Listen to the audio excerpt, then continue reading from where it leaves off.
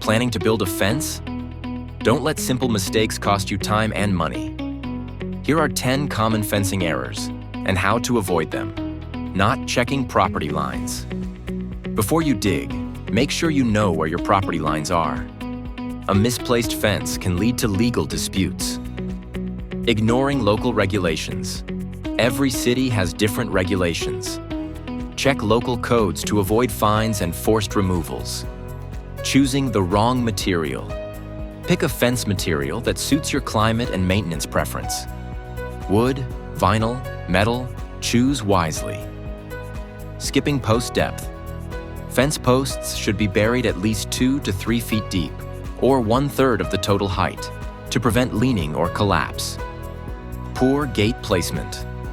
Avoid placing gates in low areas where they can get stuck in mud or snow. Plan for accessibility. Not accounting for expansion. Wood and metal expand at different temperatures. Leave gaps for seasonal movement to avoid warping. Using weak fasteners. Use high-quality screws or galvanized nails to prevent rust and ensure durability. Forgetting drainage. Standing water can rot wood and weaken foundations. Keep fence posts above ground level and improve drainage. Poor alignment.